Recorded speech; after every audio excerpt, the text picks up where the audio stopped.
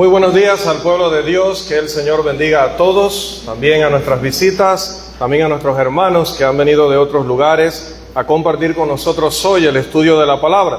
Continuamos con nuestra serie Grandes Preguntas en la Biblia.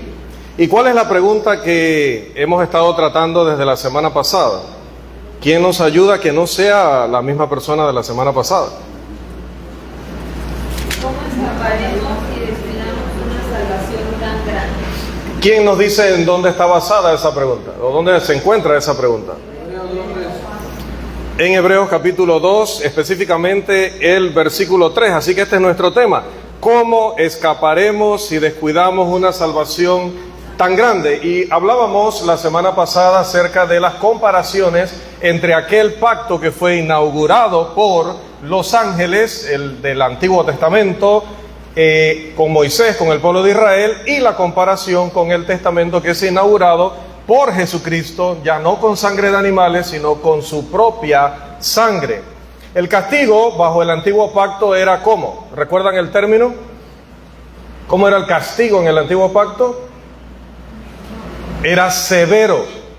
Entonces, si en la comparación de ambos pactos uno es mejor que el otro, uno es superior al otro, es decir, al segundo respecto al primero, entonces, ¿qué pasa cuando hay desobediencia o rebeldía en el segundo pacto? Si en el primer pacto, dice el autor de la epístola a los Hebreos, el castigo era irremisible, es decir, siempre iba a ser castigado el desobediente, ¿qué pasará en el nuevo? Obviamente, el castigo será peor si uno se rebela contra él. Entonces, ¿cómo escaparemos si descuidamos una salvación tan grande? La respuesta es: no escaparemos. Podemos escapar de los hombres, podemos escapar de los que son tan imperfectos como nosotros, pero no podemos escapar de Dios. Él lo sabe todo. Vamos entonces a pasar, hermanos, una vez visto el contexto y la comparación, a nuestro siguiente punto. Por favor, en sus notas, coloque la advertencia. La advertencia. Que el Hijo de Dios debe ser prudente y cuidadoso en lo que concierne a la vida cristiana, se puede considerar o examinar en varios pasajes. Vamos a considerar lo siguiente. Vamos a la Biblia. Por favor, les pido que seamos prontos para participar, para que podamos aprovechar cada minuto, incluso los adicionales, dice nuestro hermano. Romanos 13, 11 al 14. ¿Quién se compromete, por favor, hermano Rafael? Gracias. Eso, solicitud, prontitud, gran disposición, hay bendición para el que lee la palabra. Primera de Tesalonicenses 5, 6 al 8. Hermano Carlos. Y Primera de Pedro 5, 8 y 9. Primera de Pedro 5, 8 y 9. ¿Quién se compromete con esta lectura, por favor? Cuando era la mujer virtuosa, leían todas las hermanas. No, ahora que pasamos de tema, no dejen de apoyarnos con la lectura. Primera de Pedro 5, 8 al 9. ¿Quién se compromete con esta lectura? Hermano Anthony. Bueno, les ganó otro varón. Empezamos con Romanos 13, 11 al 14, por favor. Y esto, conociendo el tiempo, que es ya hora de levantarnos del sueño, porque ahora está más cerca de nosotros nuestra salvación que cuando creímos. La noche está avanzada y se acerca el día. Desechemos pues las obras de la tiniebla y vistámonos las armas de la luz.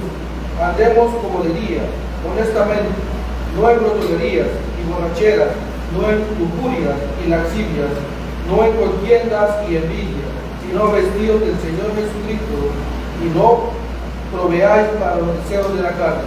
El primer pasaje tiene una frase bastante peculiar. Dice, ahora está más cerca de nosotros, ¿qué cosa? Nuestra salvación. Y puede dar la impresión de, pero ¿no estaba salvo yo? Desde el momento en que obedecí el Evangelio y me levanté del agua del bautismo, ¿no dice la palabra que Dios me perdonó todos mis pecados, me rescató, me salvó? ¿Cómo Pablo, escribiéndole a un grupo de cristianos, ahora les dice, nuestra salvación está más cerca ahora que cuando creímos? Lo que pasa, hermanos, es que Dios no solamente está interesado en nuestras almas, Dios está interesado en todo nuestro ser. Entonces, aparte de haber salvado nuestras almas, también la Escritura dice, como ya estudiamos cuando vimos Primera de Corintios, que también nos va a dar un cuerpo renovado, un cuerpo transformado, donde todo nuestro ser entonces podrá estar con Él para la eternidad. De manera que sí, nos ha salvado en el momento que hemos obedecido el Evangelio, pero aún no ha terminado su obra de rescate o salvación. Pronto podremos estar no solamente fuera del poder del pecado, sino fuera de la presencia del pecado, en un lugar donde estaremos seguros contra todo lo que ahora nos está poniendo tropiezos y nos está intentando impedir que lleguemos al cielo. El apóstol termina diciendo, en resumen, vístanse del Señor, vístanse del Señor. Y con esta expresión entendemos que estar en la religión cristiana no significa estar cumpliendo la voluntad de algún hombre. O sea, usted no está vistiéndose como se viste, hablando como habla, actuando como actúa, porque yo lo diga. Porque si se tratara de lo que yo diga, usted me tendría que dar su dinero, usted tendría que obligatoriamente limpiar mi casa, usted me tendría que dar su carro, usted me tendría que dar varias casas de las que tienen y su casa de playa sería mía. Si dependiera de lo que yo digo, yo abusaría de usted extrayéndole todo lo que yo pueda. Pero no se trata, usted no viene aquí a hacer mi voluntad. Cuando le predico, le enseño algo, usted está verificando o debe hacerlo, que eso lo haya pedido Dios. Si Dios no lo ha pedido en su palabra, deseche cualquier palabra que venga de mí. Porque yo no soy la autoridad, porque yo no soy el que lo está viendo día y noche, constantemente a las 24 horas. Yo no soy su Señor, yo no morí por usted en la cruz, yo no le puedo salvar. Entonces, cuando dice el apóstol, nos vestimos del Señor Jesucristo, es porque nosotros lo consideramos nuestro Señor. Así que nos vamos a dedicar a una vida de santidad, nos vamos a dedicar a una vida de consagración, vamos a vencer al pecado en nuestra vida, en el día a día, vamos a resistir las pruebas, vamos a ser fieles, porque lo pide el Señor Jesucristo. Nos vestimos de lo que Él nos pida. Pero al mismo tiempo, dice Pablo, resumiéndolo de no anden en las tinieblas, no anden en glotonerías, borracheras, en lujurias, en lascivias, en contiendas, en envidia, pues en primer lugar no provean para los deseos de la carne. Es decir, no me coloco en situaciones donde eso me va a llevar inevitablemente a violar la voluntad de Dios. Me abstengo, me alejo de cualquier cosa que me pueda desviar de la voluntad de Jesucristo, no de nadie más. Primera de Tesalonicenses 5, 6 y 8, por favor. Por tanto, no durmamos como los demás, sino velemos y seamos sobrios. Pues los que duermen, de noche duermen, y los que se embriagan, de noche se embriagan. Pero nosotros, que somos de día, del día, seamos sobrios, habiéndonos vestido con la coraza de fe y de amor, y con la esperanza de salvación como yelmo. Sigue insistiendo ahora el mismo autor bíblico y siempre inspirado por el Espíritu Santo, entonces no nos durmamos. Esto lo podemos poner como un paralelo de ¿cuál es nuestro tema?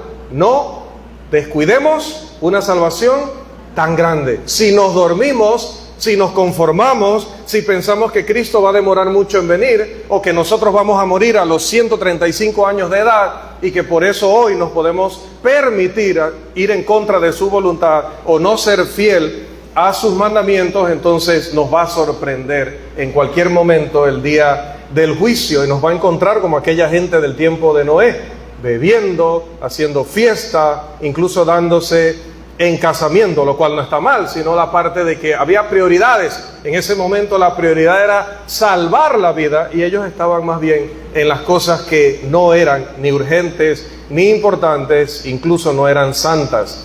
Y nos había dicho el texto anterior que nos vistamos del Señor Jesucristo.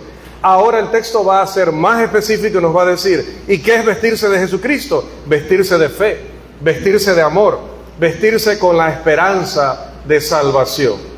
Vamos ahora a 1 de Pedro 5, 8 y 9, por favor. Hermano Antonio. Sed sobrios y velad, porque vuestro adversario el diablo, como león rugiente, anda alrededor buscando a quien devorar, al cual resistir firmes en la fe, sabiendo que los mismos padecimientos se van cumpliendo en vuestros hermanos en todo el mundo. Amén. Bien, este pasaje también es sumamente importante porque nos recalca que hay que estar sobrio, es decir, hay que estar despiertos, hay que estar alerta, hay que estar vigilando, porque hay un ser que anda siempre a nuestro alrededor y que su pretensión es devorarnos.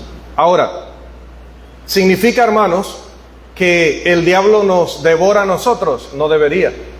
No debería. Primera de Juan dice que si nosotros decimos que no tenemos pecado, le hacemos a él mentiroso, porque todos, de una manera u otra, pecamos. Sin embargo, una cosa es que nosotros nos equivoquemos, que nos equivocaremos. Una cosa es que nosotros desobedezcamos, que desobedecemos, porque nunca se ha dicho que en la iglesia están los perfectos o los que nunca se equivocan. Pero lo que no debemos permitir es que el diablo nos devore. Mire, no es lo mismo que usted se enfrente a un león y el león le dé un zarpazo y le arranque un brazo, le arranque una gran porción de su piel en el pecho o en la pierna, o que de una manera u otra le haga daño, a que usted pueda finalmente, después de resistir, después de aguantar, escapar. Gloria sea a Dios de que no nos desecha cuando nos equivocamos, no nos desecha cuando tomamos las peores decisiones, porque aún mientras haya vida tenemos la oportunidad de decir: Dios, perdóname, reconozco mi maldad, límpiame de mi pecado y ayúdame a retomar mi camino. Mientras hay vida, entonces el león puede rasgarme la piel, puede arrancarme un brazo, pero no me devora. No me quedo allí, no permanezco en esa conducta o no permanezco en esa maldad por toda mi vida hasta que venga Jesús. Por lo tanto, estemos alerta, porque Él no quiere rasgarnos, no quiere mordernos solamente, no quiere arrancarnos un miembro del cuerpo. Él quiere devorarnos, pero si lo resistimos firmes en la fe, podremos sobrevivir. Aquí lo que estamos somos sobrevivientes. En el día a día tenemos que enfrentar a este león, y a veces vamos a vencer, y a veces vamos a vencer, pero vamos a quedar con golpes, mordidas, cicatrices, pero seguimos adelante porque viene Dios y nos sana cuando nos arrepentimos, confesamos y seguimos adelante. Cuando el escritor de Hebreos, que es nuestro pasaje clave, exhorta a sus lectores a no, ¿cuál es el verbo? Descuidar. No descuidar, ¿qué cosa? Ustedes perdonen que sea tan pesado haciéndoles repetir una y otra vez, pero es que la clave de la educación es la repetición. Cuando el escritor de Hebreos exhorta a sus lectores a no descuidar, ¿y no descuidar qué? Una salvación tan grande, en esencia les está pidiendo, les está aconsejando con firmeza a no ser negligentes, a no ser irresponsables, a no estar escuchando lo que Dios quiere, pero prestándole poca atención. Como ya hemos observado, descuidar una salvación que le costó la vida a Cristo nos lleva a la ruina. Pero vamos a recordarlo a través de la lectura de Segunda de Tesalonicenses 1:6 al 9, por favor. Segunda de Tesalonicenses 1:6 al 9.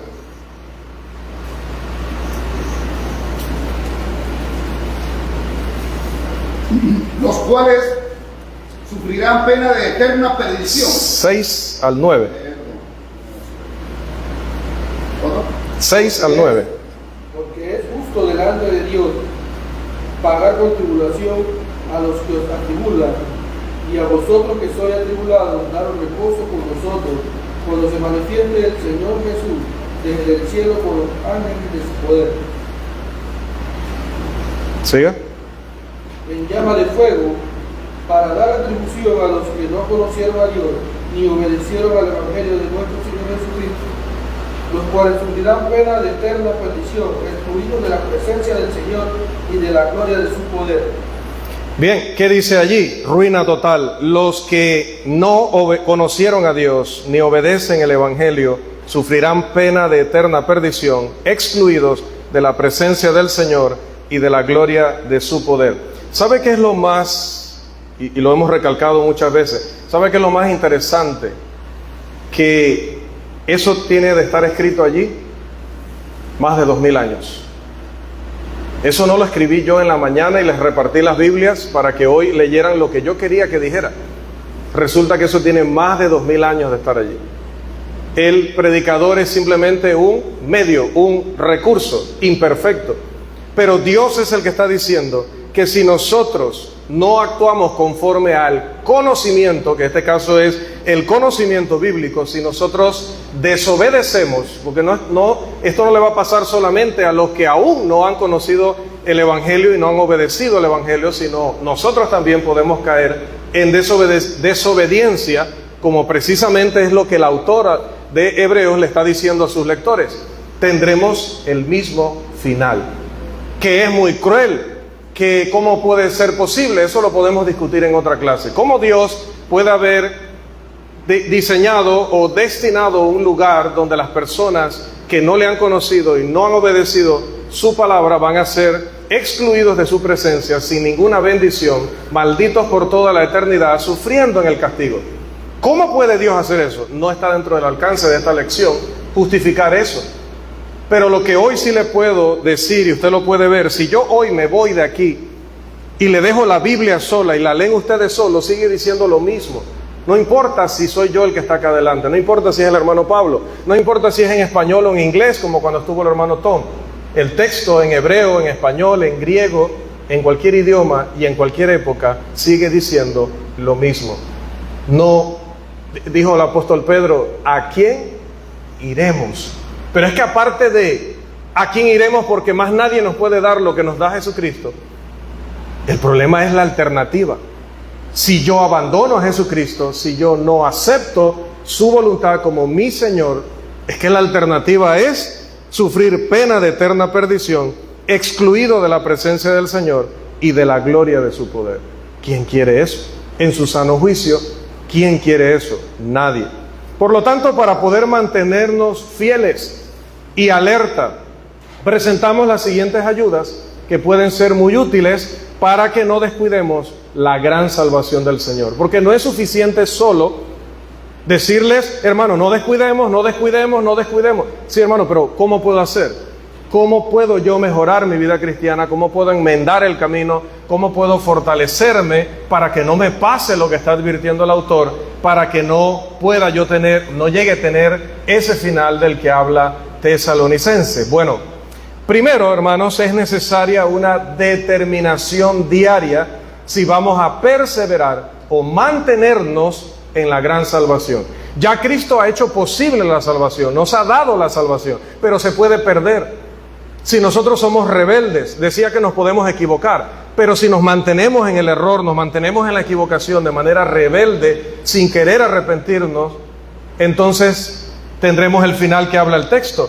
Pero para evitar caer en esa condición, debo tener una determinación diaria. Y para eso necesito mantener en orden mis prioridades, algo de lo que ya hemos hablado en otras lecciones. Y nuestra prioridad, ¿cuál debe ser? ¿Cuál es el texto que nosotros más rápidamente recordamos cuando hablamos del tema de prioridades? A ver, sé que no me van a decepcionar. ¿Cuál es el texto que generalmente se viene a nuestra mente? Dígamelo aunque no recuerde la cita, puede decirme las palabras.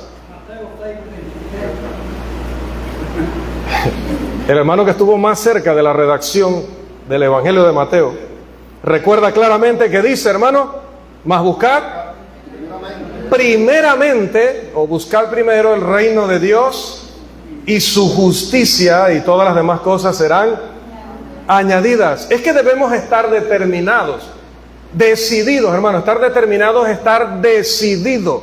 Voy en este rumbo, voy a hacer una pausa.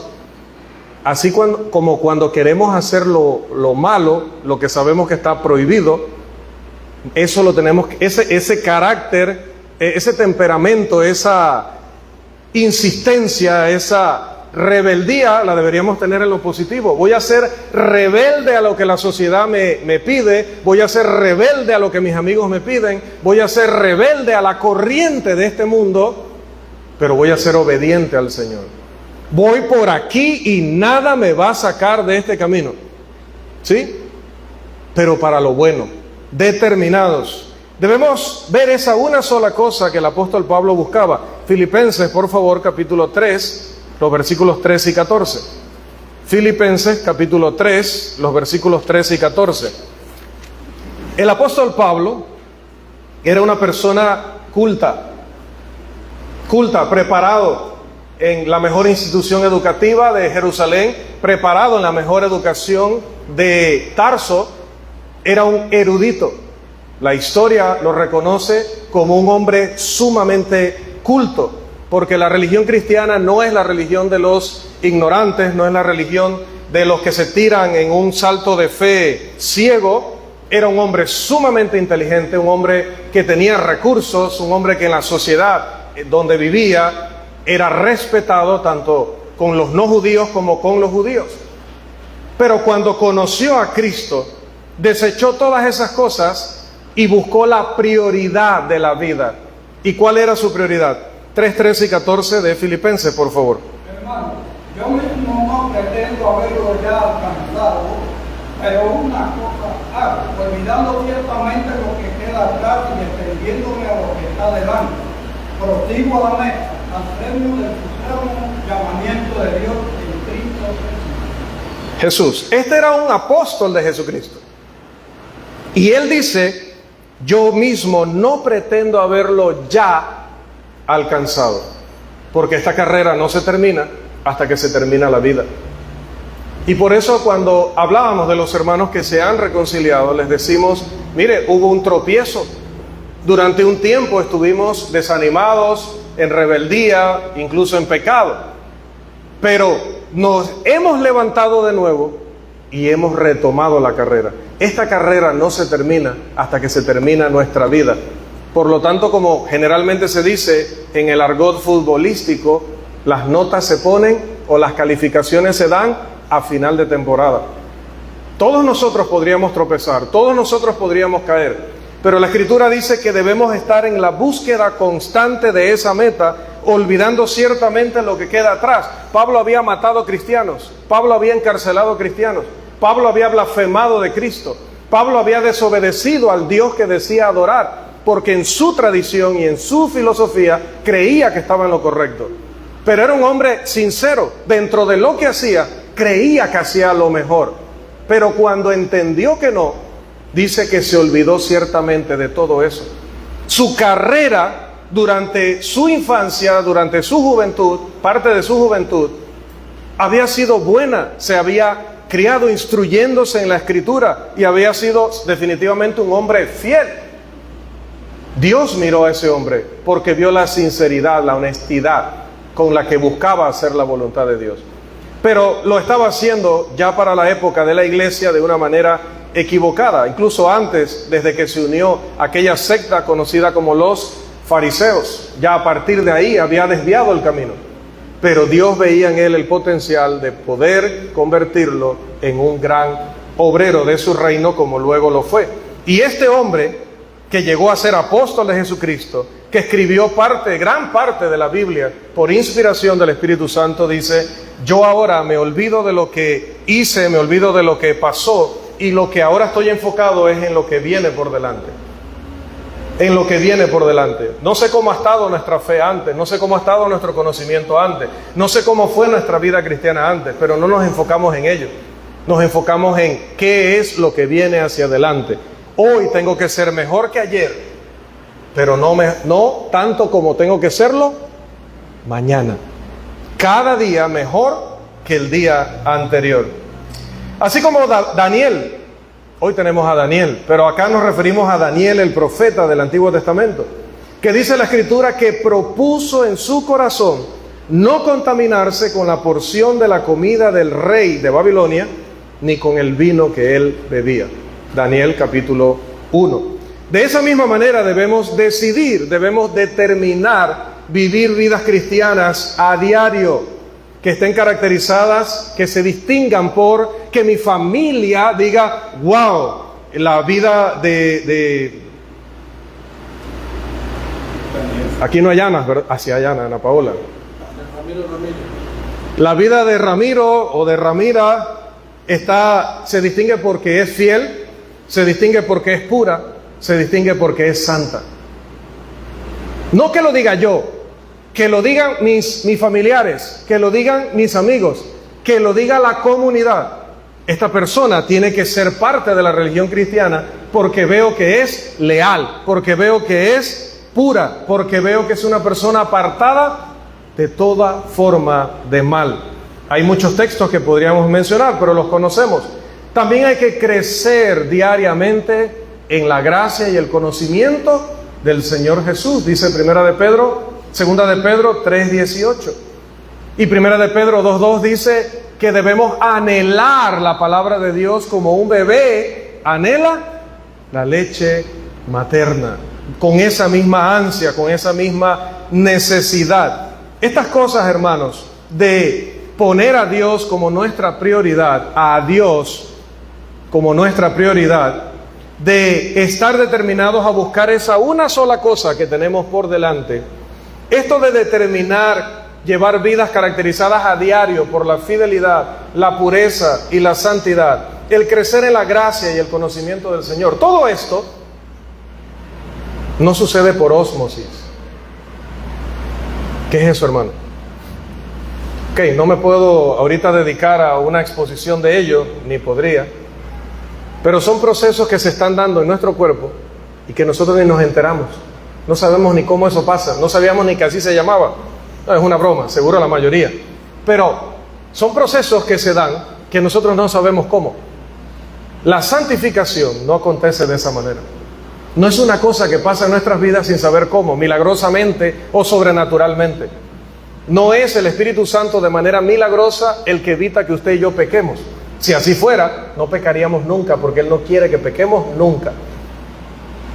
Pero somos nosotros los que debemos decidir cada día vivir vidas mejores. Debemos determinarnos a cooperar con la voluntad de Dios, porque Dios no va a obligar a nadie a hacer su voluntad, ni siquiera a los que han tomado la decisión de seguirle. A nadie obliga a Dios. Dios llama, Dios invita, Dios abre las puertas y te dice, esto es lo mejor. Te voy a explicar por qué esta vida es la mejor, por qué tienes que abstenerte de esto, y por qué debes practicar esto y lo otro. No solo te lo pide, te lo explica.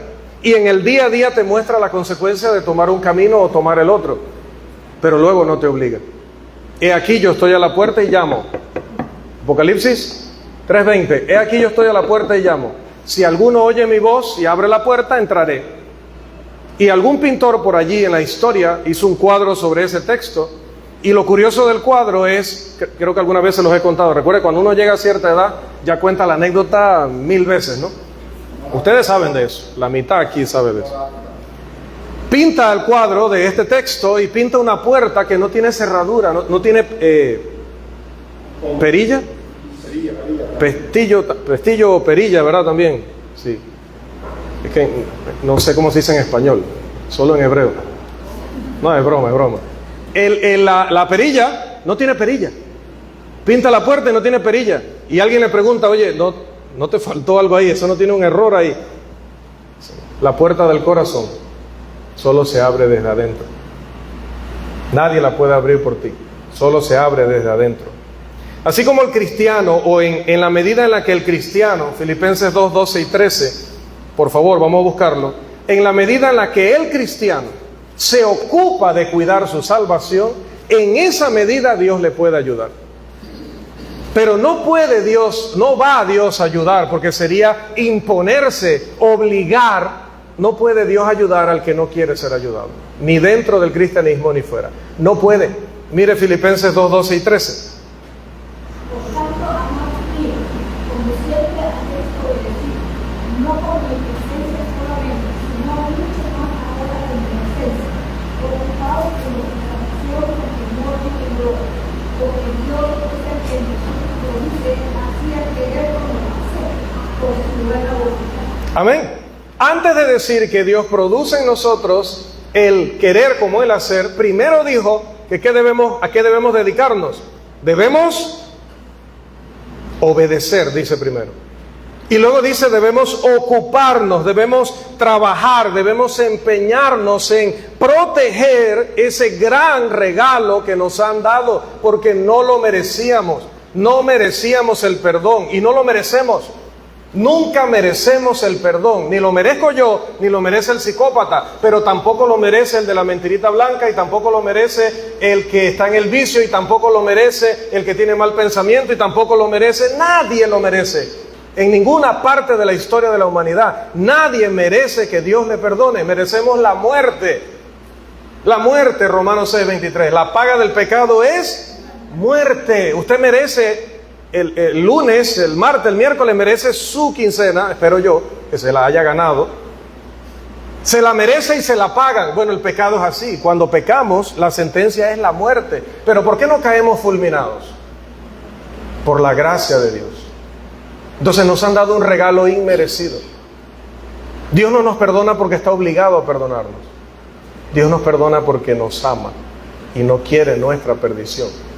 Entonces nos quiere salvar, pero no lo va a poder hacer si nosotros no nos ocupamos, si no nos empeñamos en nuestra salvación. No es el predicador el que tiene que andar, hermanos, viendo si usted se salva o no se salva. Cada uno tiene que esmerarse cada día.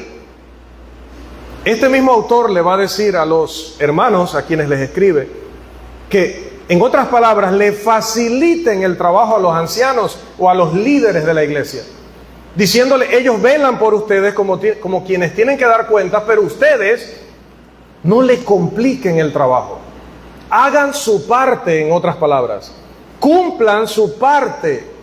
Que nosotros estaremos para enseñar, para guiar, para orientar, pero deberíamos corregir cada vez menos, porque usted mismo y usted misma, mirando la palabra, y no me canso de recalcar esto, no lo haga porque yo se lo digo. Olvídese de mí, póngame otro nombre, póngame otra cara, favor me haría. No se enfoque en mí, mire si eso lo pide la palabra y hágalo para Dios. No lo haga para mí, no lo haga si yo lo estoy mirando, no lo haga si me topo ahorita al hermano Pablo en el camino, no lo haga si, cuidado, los líderes vienen aquí en el bus. No, mire si Dios se lo pide y hágalo para Dios. Ocúpese usted mismo de su propia salvación. Le vamos a ayudar, le vamos a aconsejar, le vamos a enseñar, le vamos a corregir, pero esto es individual y lo tenemos claro siempre, es individual. Debemos determinar en nuestros corazones perseguir ese fin. En segundo lugar, es necesario un examen constante si no queremos descuidar una salvación tan grande. Hay una necesidad real de examinar nuestras vidas bajo el microscopio de la palabra de Dios. Para poder examinarnos apropiadamente debemos recordar lo que el apóstol Pablo dice en 2 de Corintios, capítulo 13, versículo 5. Por favor, se nos acaba el tiempo. 2 de Corintios 13, 5.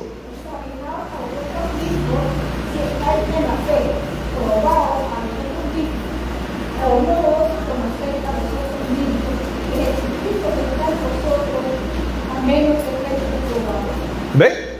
Que no nos ha encomendado el Señor ser la policía de la iglesia, ser los DIJ de la iglesia. No, esa no es nuestra tarea. Si lo sorprendemos en alguna falta, tenemos que corregirle, dice, con espíritu de mansedumbre, con amor, pero no ando queriendo sorprenderlo, queriendo atraparlo. Más bien, ¿qué dice la palabra? ¿Qué dice? Examinaos a vosotros mismos. ¿Ven lo que es ocuparse de la salvación? Me reviso constantemente cómo anda mi vida espiritual. Ya debo tener el conocimiento suficiente para saber si ando bien o ando mal. Ahora, para poder examinarnos adecuadamente, debemos analizar nuestras vidas a la luz de la voluntad revelada de Dios. Porque, hermanos, amigos, no nos permitamos olvidar el poder espiritual. No es un poder como el poder de una represa, como el poder de una bomba atómica, como el poder del sol. No, es un poder espiritual, es algo que nosotros no podemos ver, pero es real.